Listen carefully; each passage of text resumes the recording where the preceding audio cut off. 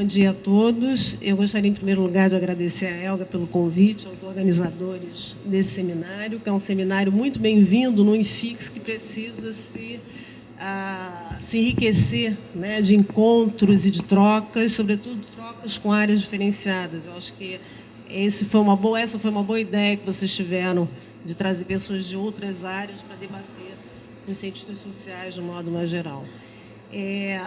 Eu adorei falar agora, depois da Keila, e também depois da Ângela, num certo sentido, porque, enfim, embora eu vá tratar um tema completamente diferente, completamente distoante, né, do tema propriamente dito da escravidão e das problemáticas em torno ao contexto da escravidão, mas é um tema que, na verdade, reclama exatamente isso que a Keila apresentou aqui, que a Ângela apresentou também, que é exatamente a possibilidade de que hoje, né, o estudo da escravidão, a pesquisa, a investigação sobre esse contexto, e não só sobre esse contexto nos seus próprios termos, e como um contexto também que produz estranhamento no presente, mas também o contexto do pós-abolição, né, que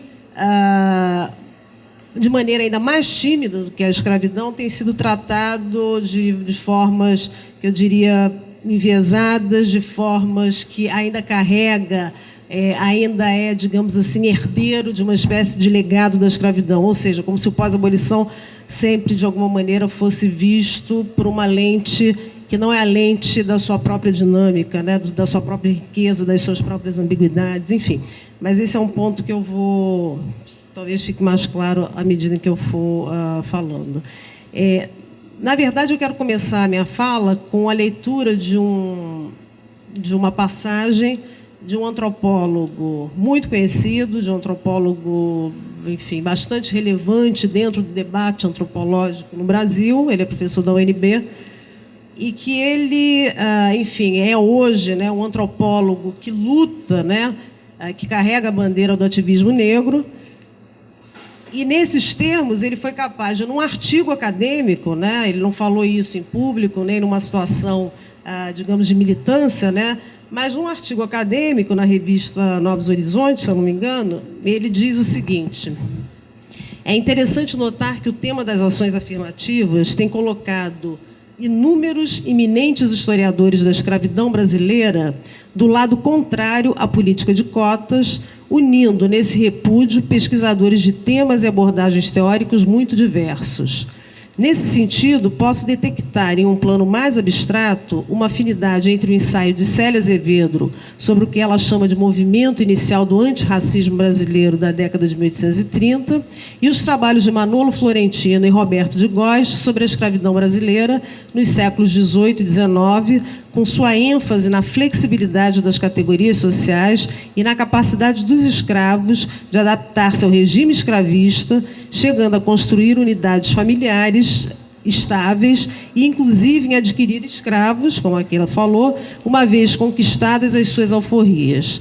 Essa escolha, e eu sublinho a palavra escolha, de falar das positividades da vida dos escravos no auge do regime escravista brasileiro, possui o efeito de minar, direta ou indiretamente, a agenda do movimento negro contemporâneo que luta pelas reparações aos afrodescendentes, consoante a pauta da terceira Conferência de Durban, em 2001.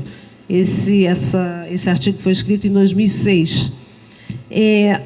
Então, é ótimo ler esse trecho, imediatamente depois que a Keila falou, exatamente porque esse texto ele demonstra uma situação que me provoca enorme inquietação, né, e é sobre ela que eu quero falar um pouco, que é exatamente como o debate público, né, sobre cotas, sobre promoção de políticas raciais, né, sobre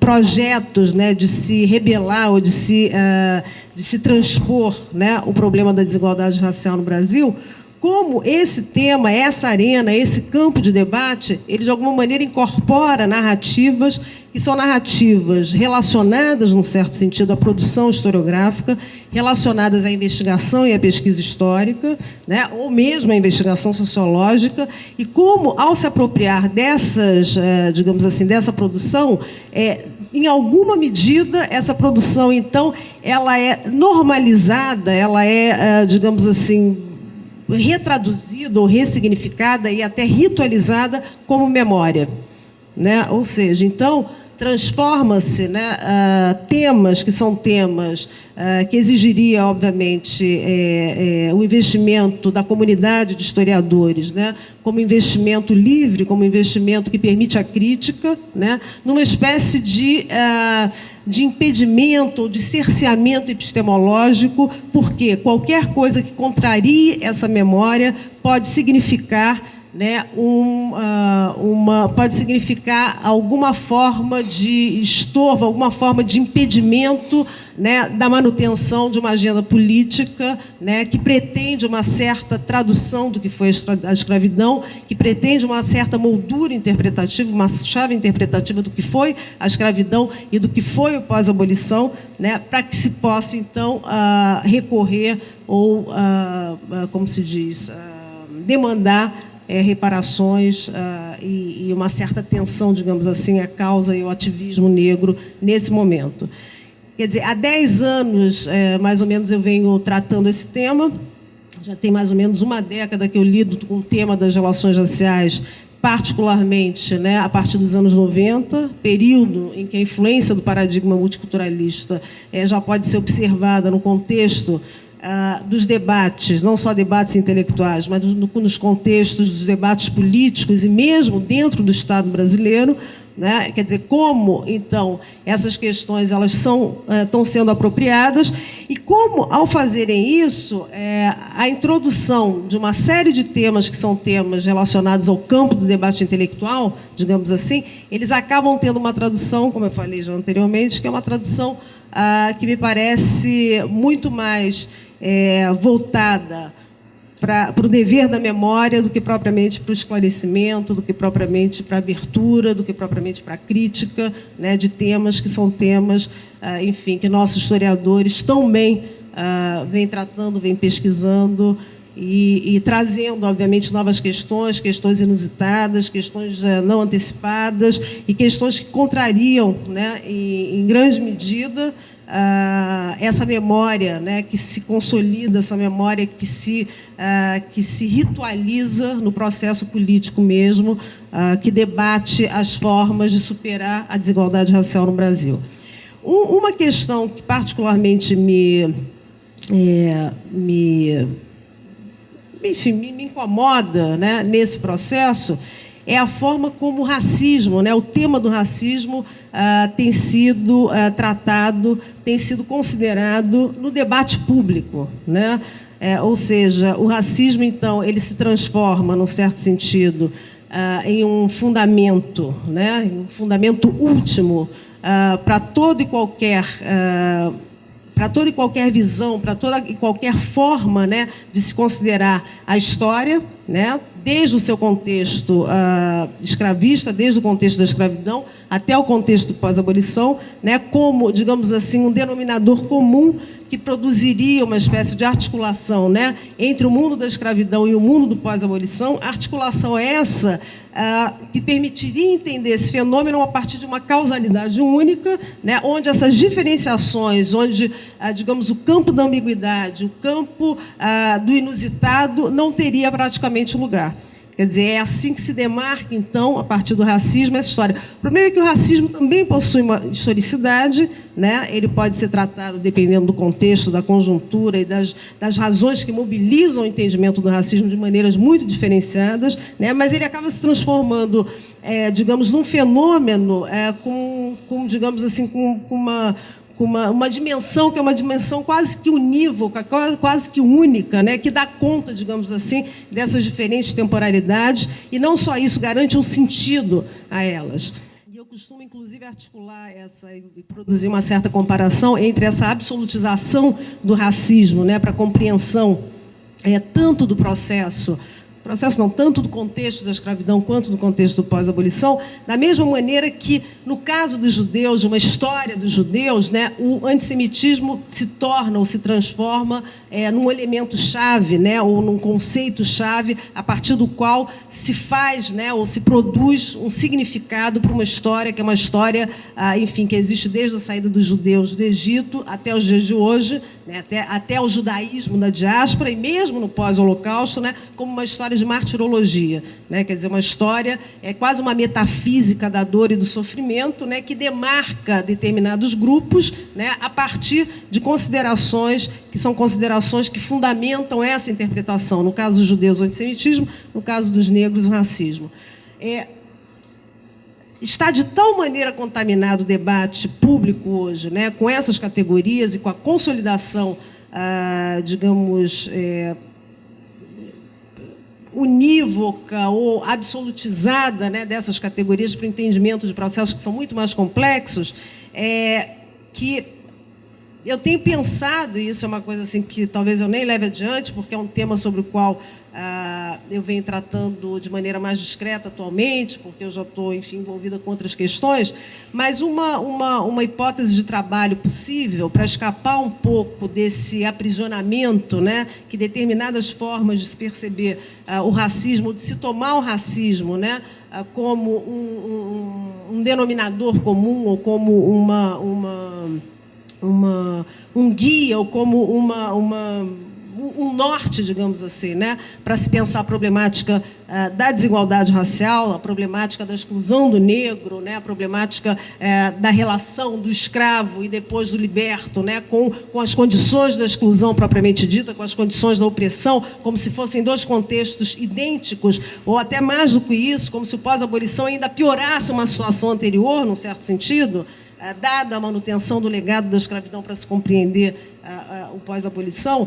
Quer dizer, uma hipótese de trabalho que eu tenho num certo sentido, pensado, até para alterar um pouco essa lógica, é se adotar, por exemplo, não o racismo, né, como uma categoria hoje ainda relevante para se pensar o cenário e a dinâmica das relações raciais no Brasil e tudo que está em jogo, né, quer dizer, todo o debate em torno disso e toda a dimensão política, né, desse processo, que talvez o antirracismo e não o racismo seja uma categoria talvez mais produtiva, né, no sentido de que ela pode comunicar mais do que o racismo, digamos assim, cenários ou proposições de ordem, proposições de sociedade, ou proposições legais, ou proposições morais, né, muito mais imaginativas e muito mais criativas do que o próprio racismo, enfim, como um elemento explicativo para esse processo, enfim, que já está, eu diria, viciado. Quer dizer, como se eu dissesse o seguinte: hoje nós chegamos a um estágio tal de debate público, né, do problema racial no Brasil, que ou se pensa, né, ou se começa a pensar nas possibilidades do antirracismo, né, ou seja, de se eliminar o problema da desigualdade social sem necessariamente, ou dependendo do caso, adotando-se, né, a raça, ou não adotando a raça, né, para superar o racismo, né, porque há casos, enfim, né, nesse debate, há aqueles que defendem que a eliminação do racismo ela vai se dar exatamente quando se produzir uma racialização na sociedade brasileira. Quer dizer, a racialização é a condição a partir da qual, né, podemos, então, lutar contra o racismo, e aqueles que se opõem a essa ideia, obviamente, o processo de racialização seria desastroso num país que se autopercebe de maneiras muito mais ambíguas, de maneiras muito menos cartesianas do que essa que imagina, enfim, né, a possibilidade da racialização ou a possibilidade de uma ontologia racial no Brasil. Então, o antirracismo, nesse sentido, ele pode ser um dado interessante para se avançar, num certo sentido, num debate que hoje já não escapa muito desses vícios, digamos assim, que se consolidaram na própria narrativa, no próprio discurso, seja ele intelectual, seja ele político. Hoje as pessoas falam sobre o problema da escravidão, sobre o problema como digamos assim, uma razão, né, digamos assim, absoluta, né, para se afirmar a necessidade da reparação, ou seja, essas articulações que se dão em nome de uma memória, né, e que desconsideram ou esvazia a pesquisa histórica que está sendo feita e que mostra algo muito mais, enfim, muito mais diversificado do que isso, do que especificamente isso, né? Num certo sentido, quer dizer, esse tipo de memória, esse tipo de tratamento, num certo sentido, engessou o debate público, né, a ponto de hoje não se conseguir, enfim, avançar muito nas questões. E uma forma de se avançar, quer dizer, tem sido discutido isso hoje, uma forma de se avançar é exatamente pensar como, né, o antirracismo pode ser, entendeu, uma categoria relevante, né, para se pensar ou para se avançar no debate público hoje em curso no Brasil, a propósito das relações raciais, da desigualdade racial, etc., etc. Só mais uma última questão, e eu estou falando, eu tinha até que ler coisas, enfim, mas eu não vou fazer isso porque eu não vou alugar vocês com isso, mas, enfim, o fato é que talvez um tratamento do antirracismo, né, ou seja, da historicidade do antirracismo, sobretudo no pós-abolição, pode significar o conhecimento, a compreensão de uma série de processos que não são apenas reações ao racismo, reações espontâneas ao racismo, quer dizer, não pensar o antirracismo apenas como reações espontâneas ao racismo, mas pensar no antirracismo como algo que comunica, entendeu, projetos, como algo mais propositivo, né, como algo que pode edificar, entendeu, formas, né, de sociedade ou de ordens sociais que pensem a problemática do racismo seriamente, que pensem a problemática da desigualdade racial seriamente, mas que não se adote, a partir de memórias consolidadas, né, a ideia de que esse país, dada a sua trajetória histórica, né, sairá apenas dessa condição, adotando, digamos assim, o racialismo, adotando a raça como categoria de direitos, né, adotando a raça como a solução ou como antídoto, né, mais eficaz para se derrotar o racismo. Então, o antirracismo pode ser talvez uma saída interessante, se tratado, digamos assim, com uma preocupação em reconhecer a sua historicidade e reconhecer experiências de antirracismo que comunicaram, digamos, projetos interessantes. Eu dou um exemplo de um projeto antirracista, apenas para ilustrar, já ultrapassei totalmente o tempo, apenas para ilustrar um exemplo de um projeto antirracista que, em geral, a gente não valoriza, porque a gente lida de uma maneira muito superficial com esse momento histórico, com essa conjuntura histórica e com o que ela produziu como política antirracista, que é exatamente a Lei Afonso Arinos. A Lei Afonso Arinos merece, eu diria, maiores considerações, porque ela vocaliza uma conjuntura que é relevantíssima, uma das conjunturas antirracistas mais interessantes, mais produtivas, né? E como, do ponto de vista normativo, ou seja, não apenas do ponto de vista intelectual, mas do ponto de vista normativo, a experiência de feitura, né, e de digamos assim, enfim, quando um projeto de lei se encaminha no Congresso, a discussão, enfim, né, a tramitação, exatamente, a tramitação do projeto de lei, que depois redundou na Lei Afonso Arinos, pode ser, quer dizer, olhado, obviamente, na sua própria dinâmica, olhado nos seus próprios termos, pode ser muito interessante para se pensar em algumas formas de luta antirracista, né? Ou como, historicamente, podemos pensar, ou podemos, digamos assim, não propriamente, não se trata de se apropriar, mas, enfim, de cotejar, de dialogar com essas experiências históricas como experiências relevantes para se pensar em saídas criativas, né, para um debate que está bastante amarrado, está bastante embotado e que, obviamente, merece, né, romper esse cerco, né, o que eu diria, do ponto de vista intelectual, esse cerco epistemológico,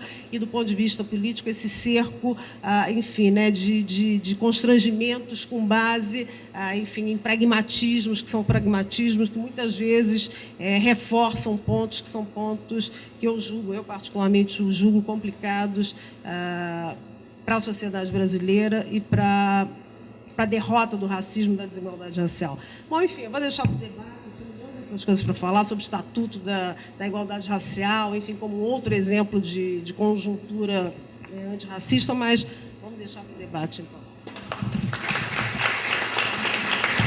Meu nome é Raquel, eu sou graduanda de Ciências Sociais, bolsista da professora Elga. Meu nome é Raquel, e eu só queria perguntar a lei que a senhora tinha mencionado, que eu não tenho conhecimento, eu fiquei curiosa de que se trata essa lei da Afonso Arino, que você falou que é uma não reparação, né? Meu nome é Pedro, eu já me formei no bacharelado aqui em Ciências Sociais, agora estou fazendo a licenciatura. Eu tinha duas perguntas. A primeira para a professora Ângela Alonso, que eu fiquei lembrando na sua apresentação do livro da Paula Begelman, sobre Formação Política do Brasil, no tratamento que ela faz do pensamento abolicionista, principalmente do Nabucco, né? Fazendo aquela aproximação com a coisa dos estilos de pensamento do Mannheim, né? Dizendo que o pensamento abolicionista tinha um caráter revolucionário por estar assumindo a perspectiva dos dominados do sistema. Eu acho que ela fala isso, né, se baseando na coisa do Nabucco enxergar a escravidão como tendo consequências para a totalidade, digamos assim, da sociedade brasileira. E o quanto a discussão se estava fazendo do abolicionismo artístico, né, com essa coisa que você mostrou, quer dizer, da vitimização, de certa forma, do escravo, colocando ele num lugar de um apoiador do movimento, mas não quanto o sujeito, se eu bem entendi, também contribui para problematizar essa visão do pensamento abolicionista, né? Mas, por outro lado, eu acho que é interessante também da pesquisa da Paula Begelman porque, de certa forma, ela tem uma visão também, de certa forma, sei lá, trágica do destino, né? Ao mostrar que o abolicionismo teria servido, ela fala assim, servido como uma função para o setor imigrantista, que se apresentou como ator que podia fazer essa transformação sem ruptura, né? Que defendeu seus interesses, enfim, com a questão da imigração. E a outra pergunta, professora Keila, que eu achei muito interessante essa pesquisa mesmo da coisa da poupança dos escravos, né? E aí eu fiquei pensando o seguinte, o quanto, quer dizer, o estatuto jurídico de pessoa, né? E aí pessoa ligada à propriedade, né? Essa possibilidade de você manter uma caderneta de poupança, quer dizer, o quanto isso se antagonizava com a condição de escravo, né?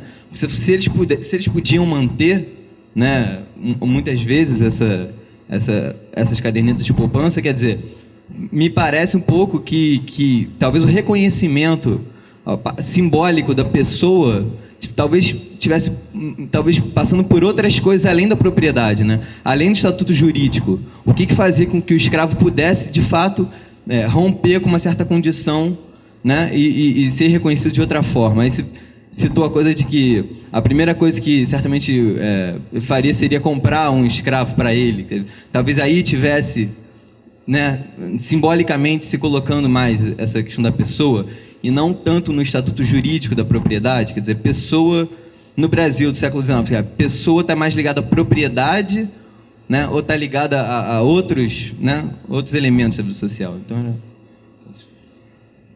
meu nome é Isis, eu faço Ciências Sociais na Rural, sou bolsista com a André pelo PIBID, e eu queria saber o que a professora Mônica, né, comentou sobre o Estatuto de Igualdade Racial. Eu queria saber quais implicações, que você falou que ia comentar e acabou não comentando quando deu tempo. Queria que você falasse um pouco sobre isso e qual a relação que isso tem com a questão quilombola, né? Porque se você tem a igualdade racial e a questão étnica, que é onde é que está isso, e essa luta dos grupos étnicos. Bom, respondendo a Raquel, você é minha vizinha, né? Ou foi minha vizinha? Acho que enfim, Raquel, a Lei Afonso Arinos é uma lei que, enfim, para a minha geração ainda é bastante conhecida, mas vale a pena explicar, talvez vocês não saibam, mas ela ganhou o nome do seu autor, né, Afonso Arinos de Melo Franco. Ela foi promulgada em 1951 e, na verdade, a sua tramitação no Congresso se deu em apenas um ano. E ela foi aprovada por unanimidade, embora tenha surgido alguns discursos, alguns comentários muito interessantes que se observa nos anais do Congresso desse período, que são comentários que mostram exatamente um certo, digamos assim, um certo constrangimento de não se colocar contra uma lei que é a primeira lei, isso é o mais relevante, é a primeira lei antidiscriminação feita no Brasil. Até então você nunca tinha tido uma lei, né, ou nunca se tinha legislado diretamente sobre esse tema, e, portanto, ela tem essa relevância, digamos assim, mas é uma lei muito interessante porque, na verdade, ela não tipifica o racismo, né? Ela apenas mostra, enfim, em que condições alguém pode ser penalizado se produzir ou se manifestar qualquer tipo de preconceito, enfim, na vida como ela é, na vida cotidiana. Ou seja, se você impede que um negro compre na sua loja, se você impede, se o serviço público impede que algum negro faça concurso ou que algum negro entre no serviço público, enfim. Então, é uma lei que como se diz assim, que lida ou que trata questões dessa natureza. Ela não tipifica, ela não define o que é raça, num certo sentido. Tanto assim que, curiosamente, essa lei favoreceu a entrada de muitos judeus refugiados de guerra que, de outro modo, não entrariam pelos como é que se chamava aquelas leis confidenciais, atos confidenciais, enfim, né? Quer dizer, durante o governo de Getúlio Vargas, você tem circulares secretas que impediam a entrada de judeus no Brasil, alguns judeus refugiados, sobretudo judeus refugiados, e essa lei, como ela, enfim, ela pune qualquer forma de preconceito racial, mas ela não tipifica o preconceito racial como alguma coisa que diz respeito apenas aos negros, os judeus, então, foram beneficiados exatamente porque eram perseguidos como uma raça diferenciada, inferior, etc., etc. Então, tem coisas sobre a lei muito interessantes que merecem, obviamente, um estudo muito mais apurado, quer de cientistas sociais ou de historiadores, porque há uma história por trás dessa lei, ou várias histórias por trás dessa lei, que dão a ela, garante a ela ingredientes muito interessantes.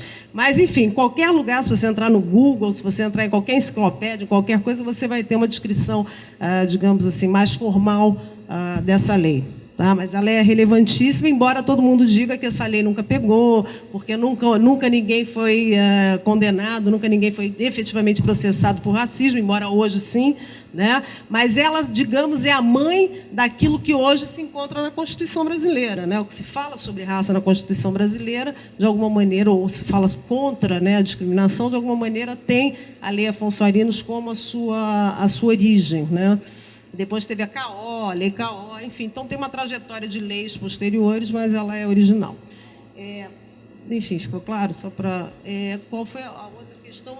Sobre a... Enfim, eu não posso falar aqui sobre o Estatuto, enfim, não dá para me alongar sobre o Estatuto, mas o Estatuto da Igualdade Racial, ele foi apresentado pelo Paim, né, que na época era deputado, e foi apresentado... Não, era senador, né? Acho que ela entrou primeiro pelo Senado, em 2000, e, enfim, ela atravessou, a tramitação dela durou 10 anos, e ela foi recentemente aprovada, agora em 2010, e foi aprovada com cortes muito significativos que produziu duas interpretações diferenciadas, né? Quer dizer, o lado daqueles que queriam a aprovação completa do Estatuto, o que se deu foi digamos assim, uma... Como é que você aleja alguém quando você...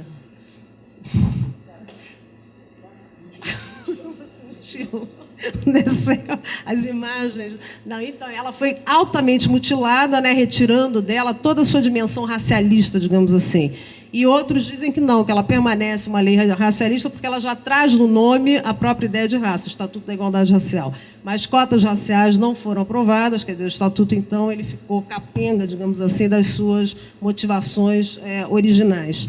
Esse Estatuto da Igualdade Racial, ele é muito interessante porque ele demarca, né, do meu ponto de vista, quer dizer, do ponto de vista de várias outras pessoas também, ele demarca um processo muito claro de afirmação da raça como sujeito de direitos no país. E ele pressupõe também que, e garante ao Estado, né, e pressupõe a possibilidade de que a sociedade brasileira possa ser contemplada, do ponto de vista das políticas públicas, numa dimensão birracializada, ou seja, como uma ontologia racial, enfim, onde você encontra duas raças, uma raça negra e uma raça branca, e, portanto, o Estatuto só faz sentido se ele consegue identificar o seu alvo preferencial, que são os negros, né? Então, o que se processa através dessa lei, na verdade, é uma transformação radical na sociedade brasileira, né? Caso ela vingasse nos termos em que ela foi originalmente produzida, processaria, então, uma mudança radical na sociedade brasileira e, para alguns, uma cisão, porque definiria duas raças em particular, né, quando alguns percebem o Brasil de uma maneira muito mais ambígua, muito mais misturada e miscigenada, e, enfim, e a sua aprovação de forma mutilada, capenga, enfim, atendeu a algumas das versões sobre o que significa o processo de racialização no Brasil, né, que alguns consideram desastroso, e, por outro lado, trouxe enorme insatisfação para o ativismo negro que estava lutando para que ela fosse aprovada na sua versão original, enfim, na sua versão mais racialista. Tá? Bom, não sei se ficou claro. Bom, eu vou, então, responder a pergunta e comentar um pouquinho os comentários, né? Sobre essa questão... Cadê? Dessa questão do estatuto jurídico, né, da condição de coisa e pessoa, é claro que, para ninguém que vivia no século XIX, que convivia com os escravos, o escravo é uma coisa, não é? O escravo é uma pessoa escravizada, né, que ou nasceu escravo, ou foi escravizado na África e foi trazido para o Brasil. A gente não pode esquecer que o Rio, a província do Rio, ela é altamente africanizada, né? Então, a gente está convivendo com pessoas que são pessoas que têm consciência da sua escravização, né? No entanto, e aí você pergunta, quer dizer, como é que você tem um reconhecimento simbólico de que aquela pessoa é uma pessoa? Você não diria que é um reconhecimento simbólico, é uma questão advinda das relações sociais que essa pessoa estabelece com as outras. Ou seja, se tem família, se não tem família, se trabalha no eito, se tem casa, se é urbano, todas essas condições são condições que vão trazendo essa dimensão da pessoa. Mas o que eu queria ressaltar é que não é tão simples assim dizer que é coisa só no plano jurídico. Porque o escravo, ele pode ser vendido, ele pode ser legalmente separado da família até 1869, quando tem uma lei expressa que proíbe a separação da família. Ele pode ser reescravizado se um negro não provar, está andando na rua, não provar que ele é livre, ele tem que provar a condição de livre. Ele pode ser facilmente escravizado até o período final da escravidão. Isso não é só, né, isso não está só nessa tradição intelectual, isso foi largamente comentado por vários escritores da época, como o próprio Alencar, Machado de Assis, né, tem várias peças, mas isso é realidade também, né, quer dizer, a condição de coisa, o perigo, né, de ser reescravizado, de ter sua condição mudada, de ser vendido para longe, de ser considerado alguém perigoso para a sociedade, ela está presente até o final da escravidão. Então, ao mesmo tempo em que ninguém vai dizer que um escravo, fundamentalmente, não é pessoa, não é um ser humano, a questão da coisa, ela aparece o tempo todo, né? Então, essa ambiguidade, esse paradoxo, que permeia principalmente a escravidão no século XIX, quando ela já começa a ser desnaturalizada, ou seja, quando ela começa a não ser mais considerada um elemento natural daquela sociedade, ela é fundamental para a gente entender isso, né? Então, não adianta, a gente não pode esquecer esse aspecto principal, né, dessa sociedade. Eu acho que da relação senhor-escravo é que o escravo ele é propriedade do senhor. E ele pode ser vendido, ele pode ser comprado, apesar de propriedade, só para juntar, não ser um direito absoluto. O senhor não pode matar o escravo, por exemplo. Nenhuma, aliás, a propriedade como uma propriedade absoluta, e acho que tem uma discussão grande, ela é uma ilusão liberal. A propriedade nunca foi absoluta. Tem uma discussão enorme no campo do direito sobre, por exemplo, a discussão sobre posse e propriedade. Quando você pensa em seres humanos, você está pensando no extremo disso. Mas não são só seres humanos, né, onde você discute essa ideia dos limites da propriedade. Então, acho que é interessante a gente pensar também, fazendo a ligação aqui, com a historicidade do conceito de propriedade, né, como é que ele vai mudando, principalmente do século XVIII em diante, e chega em questões complicadas, como a questão da propriedade coletiva atualmente, a questão do território quilombola, e daí por diante. Mas, então, só para falar um pouquinho e misturar com essa questão do direito de propriedade, e até um pouco com a relação entre direito e sociedade, que é uma coisa que eu sempre me pergunto aqui quando ouço a Mônica falando sobre o estatuto e sobre a questão das leis, será que eu acho que a gente tem que caminhar, talvez, para uma relação, para uma análise bem complexa dessa relação entre direito e sociedade, né? Quer dizer, os caras que fizeram o Código Civil no início do século XX acreditavam que eles realmente podiam moldar a sociedade através do Código. Tanto é que, ainda no século XIX, ninguém conseguiu fazer o Código, né, os bacharéis, depois o Evaristo de Moraes foi talvez o mais famoso, ou o Rui Barbosa, que se envolveram na questão do Código, porque não tinham dificuldade de enquadrar a escravidão em todas as relações sociais da escravidão num modelo que era um código que se queria perene, que se queria estável, que nunca fosse mudar. Essa ilusão de que a gente vai criar, moldar essa sociedade através da lei, ela é marcante desse início do final do século XIX e início do século XX e continua no campo do direito, né? E também, o que eu fico me perguntando é se de alguma maneira a gente não olha para esse estatuto da igualdade racial, será que ele vai moldar tanto a sociedade assim nos seus próprios termos? Quer dizer, será que não tem uma relação muito mais complexa e que essa criação das categorias raciais e do racismo penetra tão fundo na sociedade, como vários críticos do Estatuto colocam, sabe, né? Eu acho que isso é uma coisa que a gente tem que ver de uma maneira talvez mais complexa. E, por fim, só queria defender aqui que os historiadores antropólogos não se degladiam para a disputa, pelo meu entender, no campo quilombola.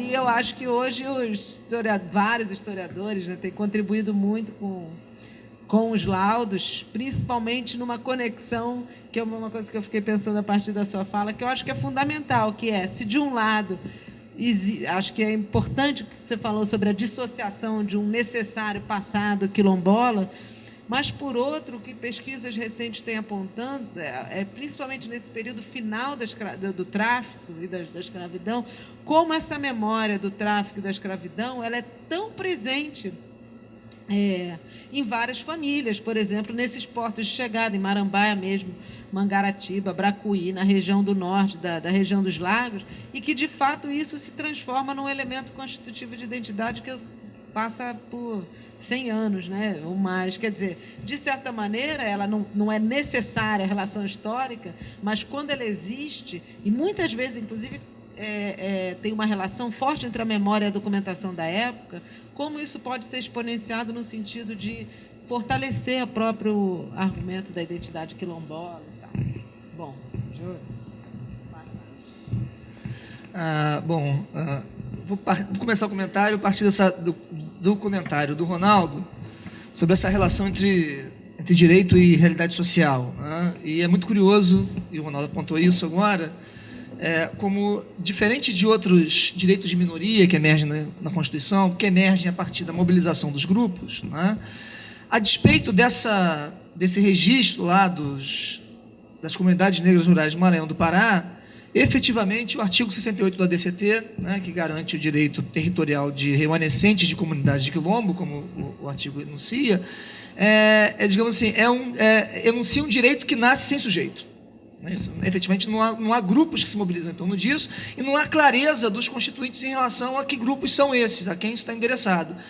De fato, que as leituras que se fazem desse processo apontam para digamos assim, para a vitória, efetivamente, dessa leitura mais simbólica e metafórica, né? Daí isso ter ficado lá no ato das disposições transitórias sem muita reação naquele momento. Na verdade, o que acontece na década de 90 é a manifestação disso que um constitucionalista alemão chamado Peter Haber, na década de 70, chamava de comunidade aberta de intérpretes da Constituição, né? Os atores sociais se mobilizaram em torno dessa categoria, que era uma categoria objetivamente vazia, né? E, então, deram carne a ela, né? E essa carne se constituiu a partir desses grupos e se constituiu de fato a partir da hegemonia de certos atores. Então, assim, eu vou tentar dar uma modulada aqui, de certa forma eu concordo com o Ronaldo, quer dizer, os antropólogos foram, assim, no campo dos intelectuais, foram aqueles que emergiram como os intérpretes legítimos, ainda no momento em que esse reconhecimento dependia de uma peça pericial, que era o laudo, né? Quer dizer, os antropólogos foram no campo os profissionais que se legitimaram como aqueles habilitados a conferir, né? ou a atestar, né? ou não a identidade étnica de um grupo, né? Em certa medida, se há uma relação muito estreita com os historiadores IA, né? Quer dizer, a Hebe está aí, né? Uma historiadora que está atuando, né? muito fortemente nesse campo, né? Inclusive na autoria de relatórios, etc. e tal, né? De certa maneira, os historiadores também, né? são incorporados na medida em que eles vão manipulando essas categorias antropológicas, né? E não exatamente, não só os antropólogos, mas eu diria, isso é muito importante para entender como é que se deu, digamos assim, essa etnicização da discussão de quilombo, né? E eu diria até uma desracialização em função dessa etnicização, né? Sim, claro. Estou falando assim, do processo pelo qual essas comunidades, esse direito deixa de ser entendido como um direito racial, né, um direito, digamos assim, de comunidades negras, no sentido da sua...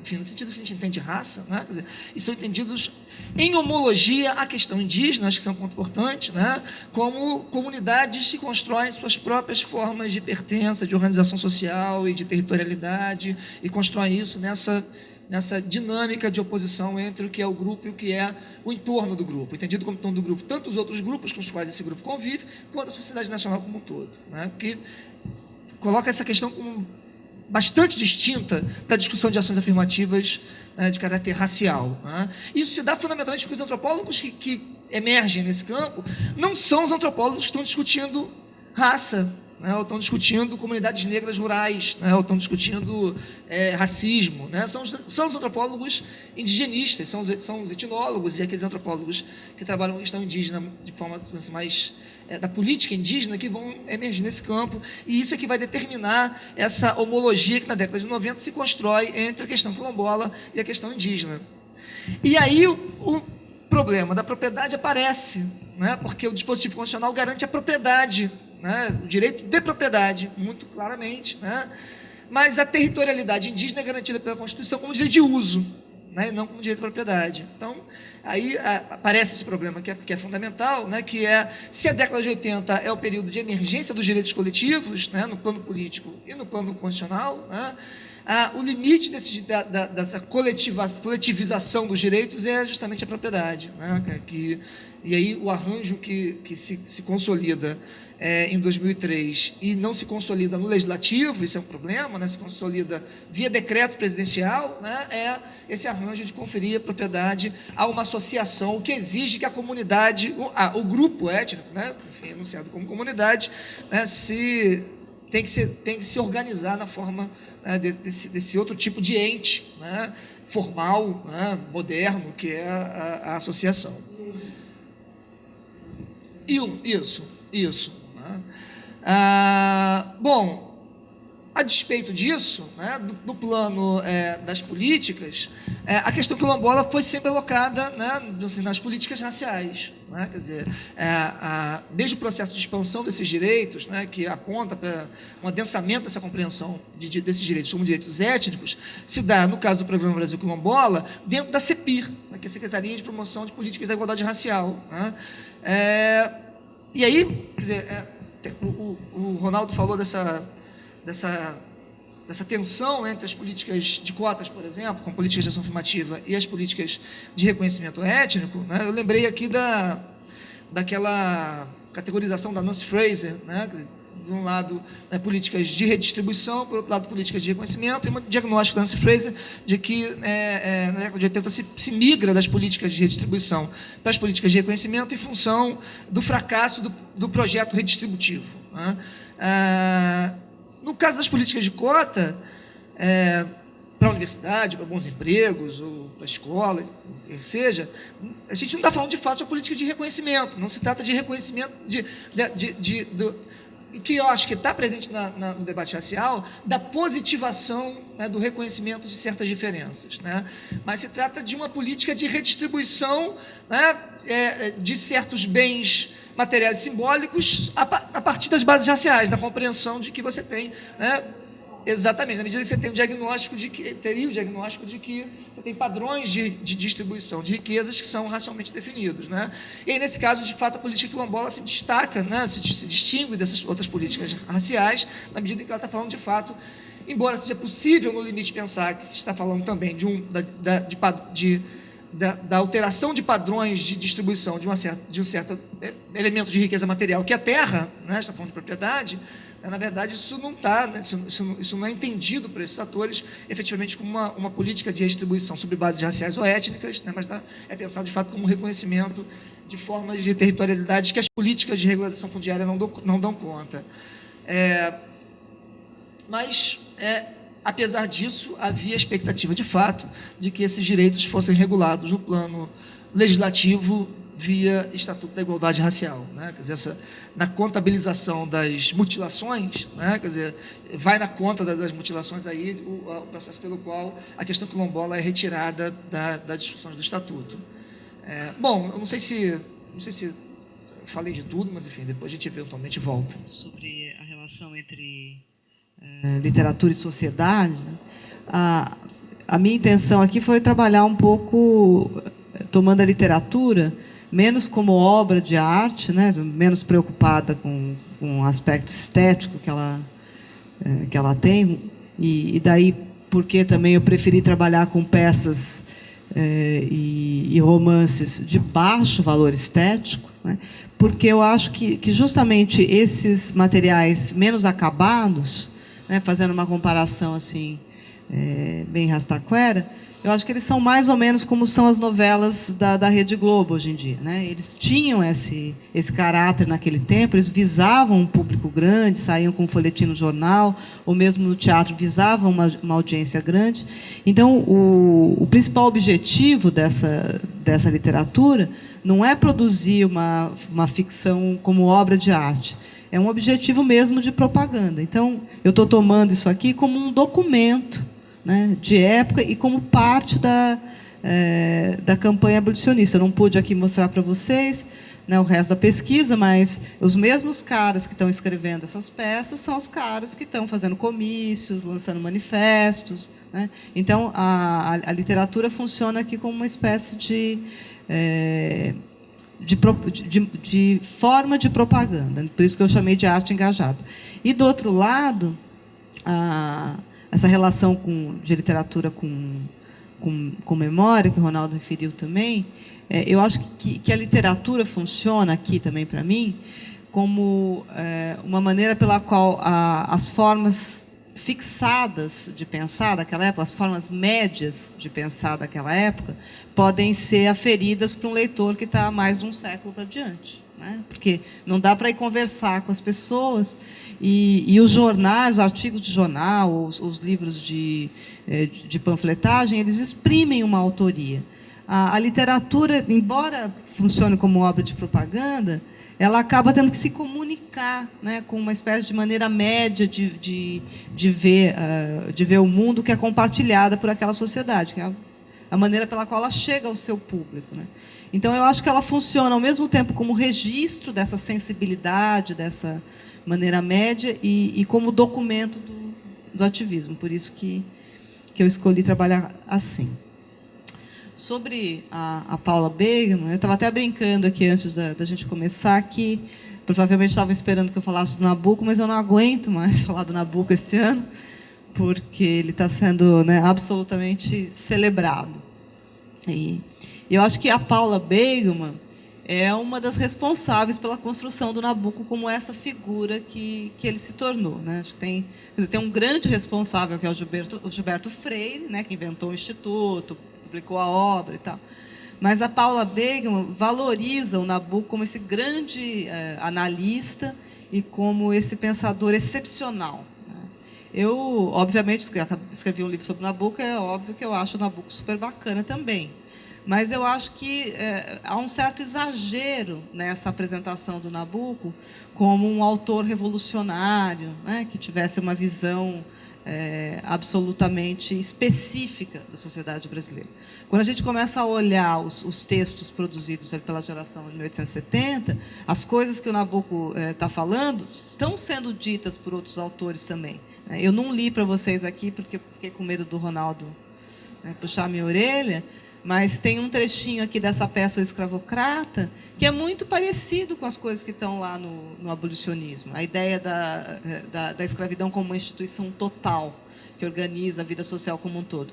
E esse livro é de 82, e o abolicionismo é de 83. Né? Mas agora, com essa última coisa, isso que você chamou a atenção, né, nessa análise que eu estou fazendo, do escravo aparecer mais como um objeto, né, do que como um sujeito, eu ainda estou no meio do caminho nessa pesquisa sobre o movimento abolicionista, mas eu acho que essa é a tônica. A maioria dos ativistas, inclusive ativistas negros, veem os escravos como o objeto dos direitos que serão conquistados. Né? Você tem uma fatia relativamente pequena de abolicionistas que pensa diferente disso, né? Que imagina os escravos como potenciais sujeitos do processo. Né? Então, a maioria do movimento, eles fazem muitas conferências. Eu recolhi agora cerca de 200 conferências públicas que eles fizeram na década de 80, e essas conferências têm sempre a tônica que tem esses romances aqui, né? Você problematiza, critica, mas, no fim, tem isso que eu estou chamando de uma retórica da redenção. Não vamos fazer a rebelião, vamos controlar essa transição. Né? E é também, acho que registro disso, o fato de que, uma vez atingida a abolição, no 14 de maio, a maioria dos abolicionistas foi para casa. Né? E, inclusive, o Nabuco. O Nabuco não queria mais ouvir falar da história. Ele ainda ficou um pouco ali no parlamento, até enquanto se discutia a indenização, e depois uma questão que ficou lateral, né, para ele. Então, tem aí as contradições do próprio movimento abolicionista que eu acho que aparecem aqui nessa literatura. Meu nome é Ana Helena, eu faço doutorado na PUC do Rio, e a minha pergunta acho que é um pouco continuando do Estatuto, mas, Mônica, no final da sua apresentação, eu não sei se eu entendi certo, mas você ficou colocando o Estatuto, sim, como uma possível política, não política, mas uma possível ferramenta de pensar o questionar a partir de uma proposta antirracista. Então, eu fiquei meio curiosa e fiquei na dúvida se eu tinha entendido correto, e isso me soou super interessante. Foi oportuno você ter colocado essa questão. Foi uma pena porque eu fiz, enfim, um ou dois parágrafos sobre o Estatuto, e há realmente o Estatuto se autodefine, né, como um libelo, uma lei antirracista. Né? Ou seja, o que se pretende ali é exatamente eliminar, derrotar a desigualdade racial através de políticas específicas dirigidas aos negros. O que se pode contrapor, né, a essa ideia ou a essa autorrepresentação de uma lei antirracista, né, é pensar que, na verdade, é um antirracismo curioso, paradoxal. Porque, ao mesmo tempo que se pretende antirracista, né, ele valoriza, né, e afirma a raça como um mecanismo para produzir antirracismo. Você entende? Então, o antirracismo do Estatuto é um antirracismo que se vale da raça, entendeu? Para eliminar o próprio... É como se você se valesse da raça como um antídoto, né, para eliminar a sua... Quer dizer, você precisa da criatura para eliminar o seu criador, entendeu? Quer dizer, a criatura é uma vacina. Exatamente, é uma vacina, não é uma antídoto. Exatamente. Então, isso é interessante, mas ele se define... Então, se a gente tiver que pensar o antirracismo nas suas várias versões, quer dizer, historicizar a ideia do antirracismo, eu não posso simplesmente deixar de lado uma proposta que se autodefine como antirracista, embora de uma maneira muito interessante até. Né? Quer dizer, interessante nesse sentido. Quer dizer, o antirracismo significa racializar também. Então, como isso? É muito interessante para se pensar como a mudança hoje, no contexto do multiculturalismo, de uma série de princípios, que são princípios de reconhecimento da diferença, de valorização da diferença, como o André chamava a atenção, eles estão, de alguma maneira, incorporados nessas propostas, nessas saídas, né? Enfim, em relação à desigualdade racial, em relação ao preconceito, enfim, a todo esse cenário.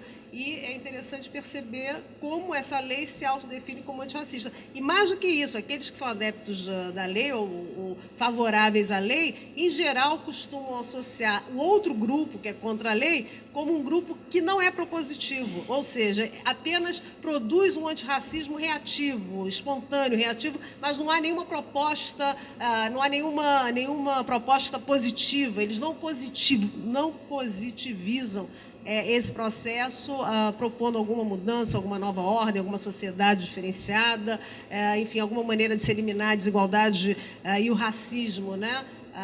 Alterando a lógica da sociedade. Tá?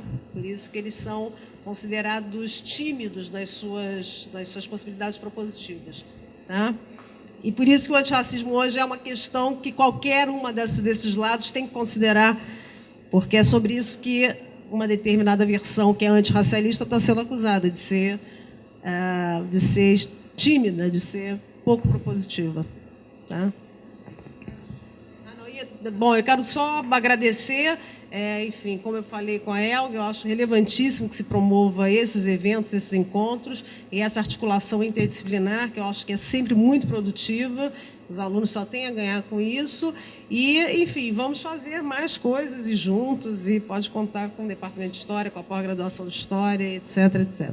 Tá? Obrigada a todos e obrigado pelo debate. Eu também queria só agradecer o convite da Elga, a oportunidade de vir aqui no IFIX, não só aí é um debate interdisciplinar, mas também é interinstitucional, como é da organização do seminário. Então, é sempre uma ótima oportunidade e, principalmente, pensar nessas questões que vinculam passado e presente, usos do passado, no presente, né, e estudos do passado conformados pelo presente também, como uma categoria analítica, né, como chaves analíticas para entender o passado, que acho que são muito úteis e também muito importantes para quem está fazendo os trabalhos, né? Pensar como questões metodológicas são fundamentais na hora de se delimitar um objeto, né? Eu acho que a gente falou, na verdade, de assuntos, mas a gente também falou de conformação de objetos, de procedimentos metodológicos que são importantes nas análises que a gente produz. Esticando o fio. Bom, agradecer a organização do evento, mais uma vez, agradecer a audiência, né, aos alunos do IFIX, aos alunos que vieram de outras universidades. Bom, eu queria só colocar, assim, se de fato ainda há pontos para se avançar no sentido da compreensão da questão quilombola nesse plano da etnicidade, eu acho que já há indicativos desse avanço que talvez seja interessante apontar, né? No sentido desse deslocamento da questão do plano racial para o plano étnico. E aí tem duas coisas interessantes que surgiram também a partir de 2003. Né? Uma delas foi a recepção no plano nacional, né? A recepção como lei pátria da Convenção 169 da Organização Internacional do Trabalho, que trata dos direitos de povos tribais e comunidades indígenas, né? Num exercício que se faz, né, também paralelo àquele que interpreta comunidades quilombolas como grupos étnicos, há um movimento pelo qual se interpreta povos tribais também como grupos étnicos. Nesse sentido, né, passa a se entender, né, comunidades quilombolas como povos tribais. Né? Eu acho que esse é um caminho interessante para dar conta de outras formas de territorialidade vinculadas a identidades étnicas e, portanto, a compreensão de uma origem comum que não tenha essa vinculação estreita com digamos assim, formas de territorialidade que se construíram no período da escravidão e na passagem da escravidão pós-escravidão, pós-abolição. E um outro sinal interessante, né, foi a emergência, não no plano dos direitos fundiários ou territoriais, mas no plano do direito ambiental, né, e esse é um dos objetos do Ronaldo, de estudo, né, que são as categorias povos tradicionais e comunidades tradicionais, né, que, embora hoje não façam referência a direitos territoriais, eu acho que ajuda a caminhar para a compreensão, né, da ampliação desses direitos étnicos para além dos direitos indígenas e quilombolas. Só isso. Mais obrigado. Eu também só queria agradecer o convite para vir aqui hoje, uma mesa muito diferente, assim, né, variada. Também achei muito interessante a experiência, porque a gente acaba, a gente que trabalha com história, não sei que a gente sempre acaba defendendo muito a ideia de que as pessoas que estudam o presente precisam olhar, né, lá para trás, mas aqui hoje eu fiquei achando que olhar para o presente também ajuda muito a pensar o próprio passado. Então, eu achei muito produtiva aqui essa conversa, gostei muito e muito obrigada aqui a todos.